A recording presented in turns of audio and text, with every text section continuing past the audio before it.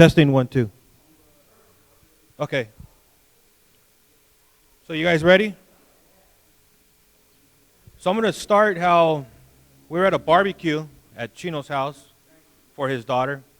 And Pastor was there, and I had some time to talk to him. And I've been talking to him a lot about what does he listen to in his downtime? What does he do in his downtime? He always mentions, be careful what we put in our ears. And he always tells me that he listens to podcasts. He listens to ebooks. And he spends a lot of time in his car, with his job. So he does a lot of different things. So I downloaded an app on my phone for a podcast. And I never listened to the podcast. I would listen to different, sermons from different pastors on their websites, but not through a podcast. So I downloaded the app, and he was telling me a couple pastors that he was listening to, and T.D. Jakes was one of them. Creflo Dollar, Joel Osteen. I like Greg Laurie. I listened to Greg Laurie, and he mentioned Ron Carpenter. And I never heard of him, and he says that he's out of the South, out of South Carolina. So I was talking to him at the barbecue and mentioned to him that I was listening to one of his series. The series is called How to Change Your Life in 10 Days. And what I'm going to share is the foundation of How to Change Your Life in 10 Days. It's a 10-day sermon that he preaches. It's 25 minutes long, each one. So it actually turns out to be a podcast of about 20 different podcasts that you have to listen to. So what I would do is I'll listen to it on the way to work, on the way home. If I'm running on the treadmill at home, I'd put it on and listen to it. And sometimes my wife would come in the room and she's like, "What are you listening to? Like, who's yelling?" Because he gets into it. And the congregation, you can hear them in the background. They're yelling, "Preach!" And they're supporting him. And I was like, wow, I've never seen that before. And so that's what I'm gonna, share a little bit about. I was starting to share it with the pastor at the barbecue, and he's all, "Would you be willing to share it with the men at the men's breakfast?" And I'm all, why not? Why not? He's always telling me I need to stretch myself. I need to, do different things. And meanwhile, I've been praying to God, like, what's my gift? What's my talent? What's my purpose in the church? How do you want to use me? And I don't, I'm a realist. I don't think God's going to stand in front of me and say, "Anthony, this is what you need to do." So going through this 10 days of how to change your life, that starts with the first series is honor. He talks about honor. The whole purpose of changing your life in 10 days is honor. And the principle to honor is whatever you honor moves towards you, and whatever you honor, you have the ability to access. Whatever you disrespect moves away from you, and whatever you disrespect, you will never have the ability to access. And, this is the notes that I got from him, and he mentioned that this is how the kingdom works. The kingdom is full of treasure hunters, and every field has a treasure, but it is hidden. God hid it so the average person can't see it. People are like fields, and every field has a treasure. It's in attitude, which would be like the dirt of the field. It's in behavior, which would be like the rocks in the field. It's in personality quirks, which would be like weeds. And it's in stuff that you don't agree with. But you have to deal with it to receive their gift or their treasure. Once you honor the person, you can receive their gift. Just because a person is not successful or rich doesn't mean they don't have a gift or a treasure. The gift they have may be the gift you need to open a treasure you have been seeking. Every person has a gift, but you have to deal with their field to receive their treasure. Gifts and talents are not for you. They are for you to give to others. So he gave an analogy of, a bunch of doors. Picture a bunch of doors, and they're available to you, but the only way to open them is to get a key. And to get your key, you have to honor the next person. And then you'll receive your treasure, and they're sharing their gift that they have with you. He goes on and says that honor is a standard. You don't honor people the day they become honorable. You honor a person because that's your standard, whether they deserve it or not. You give people honor, and it actually causes people to change in your presence because you honored them. Honor is something that you learn. It's not something that you learn, it's something you recognize. So basically, a lot of it has to do with, honor has a lot to do with respect. If you respect the next person, then you're honoring them. And he goes on to say, he puts himself out there, as Pastor Ron does, and he says, the church sees his treasure. He's in front of the church. He has a couple hundred people in his church. And they see him every Sunday, and they see his gift. They see his, his treasure.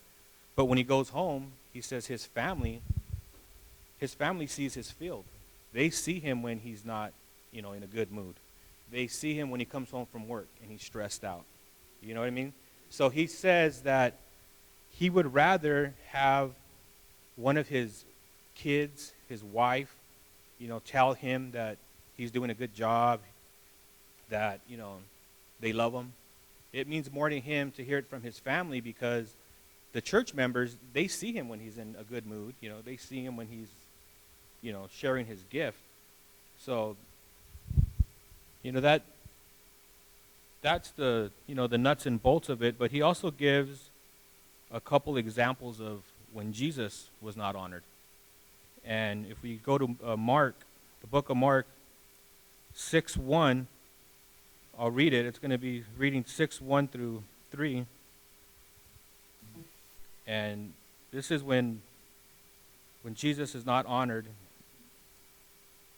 It says, then he went out from there and came to his own country, and his disciples followed him.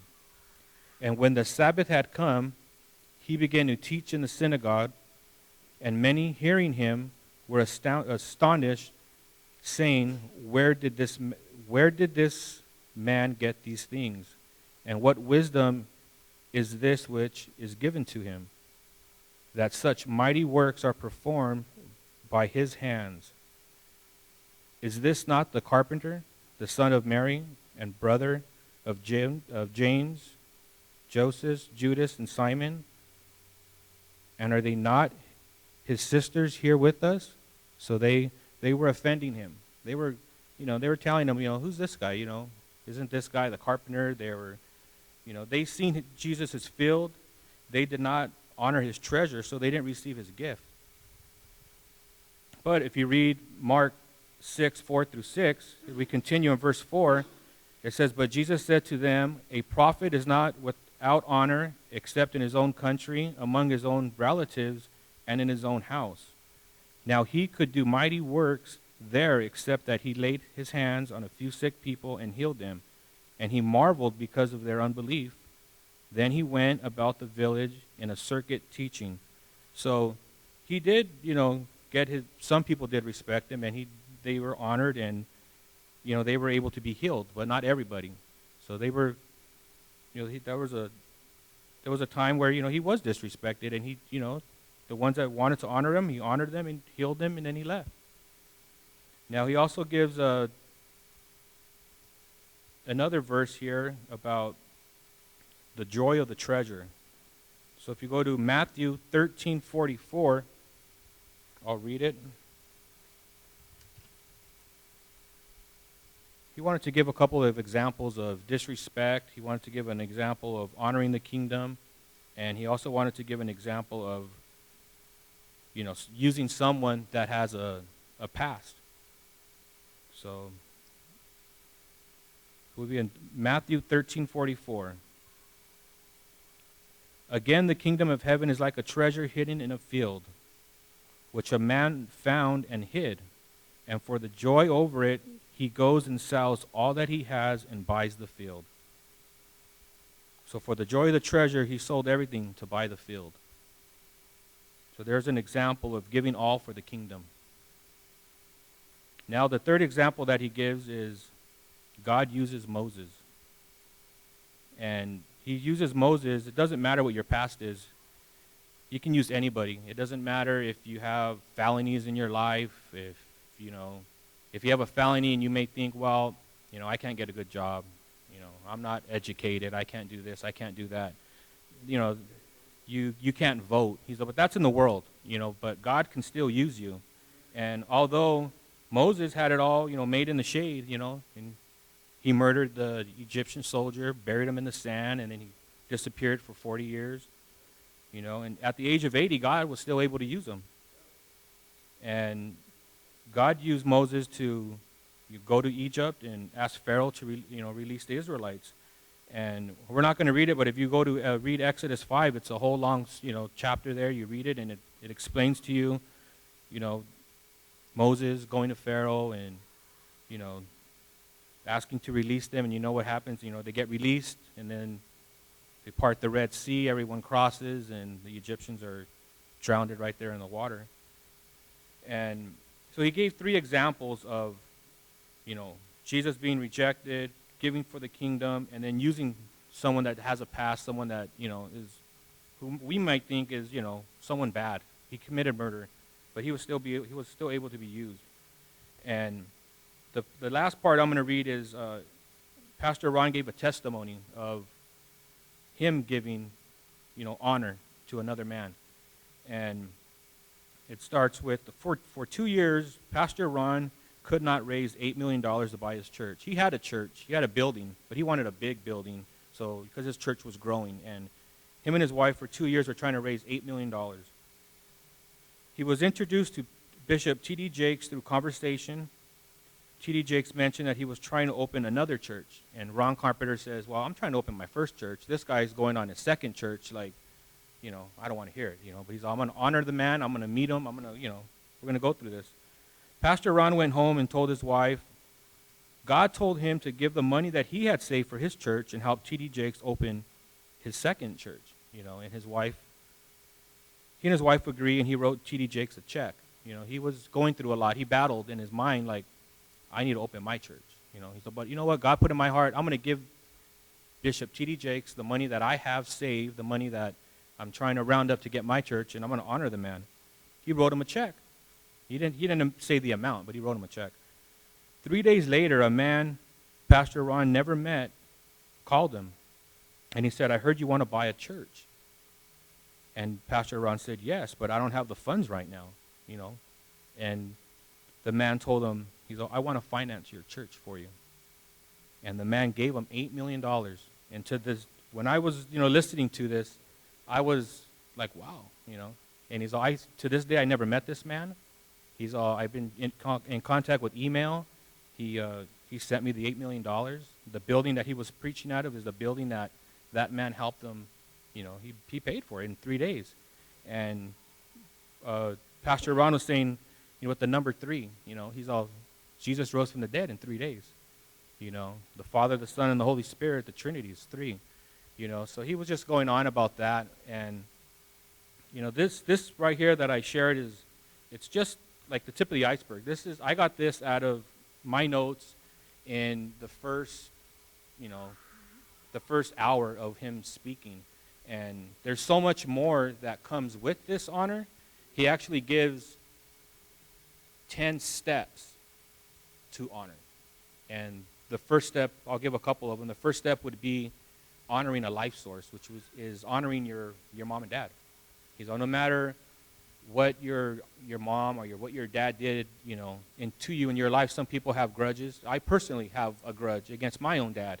And, he opened my eyes to a lot of things. And he's saying, you honor them as a life source.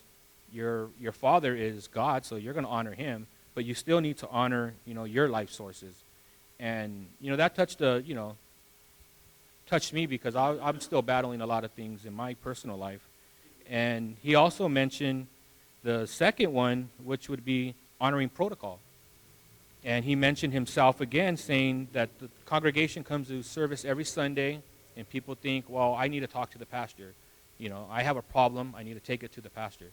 And he's all, if they honor protocol, he is the pastor. He can help you. He's all, but your brothers that are next to you, if you honor them, they may be able to honor you. The pastor may not have all the gifts, the keys that you need to open your treasure, but if you honor the next person, it may help you. And I was, sharing this with Pastor because as men, we need to lead by example. And if our family, our wives, and start seeing us honor, someone that maybe they wouldn't honor. It may open the door to, hey, he honors them, I'm going to honor them. And that's what I got out of this. And I'm thankful that, Pastor shared his downtime with me. I'm always curious to know what he's doing. He always mentions, be careful what we put in our ears. And, I'm still going to, as I listened to it over, because he mentioned to me, I want you to, share it with the men. So I went home and I listened to it again, and I was like, wow. I didn't realize, I had to go through a little bit of research and get some things going out. And I texted him yesterday that, I was going to bring my cousin, but he canceled on me. And then he asked me, are you ready? And I doubted myself. I go, am I ready? Did I get the notes that I needed to get to share with you guys? And I hope I did. The whole purpose is, honor, and it comes down to respect. Respect the next man. And, that's all I got for you guys today. So.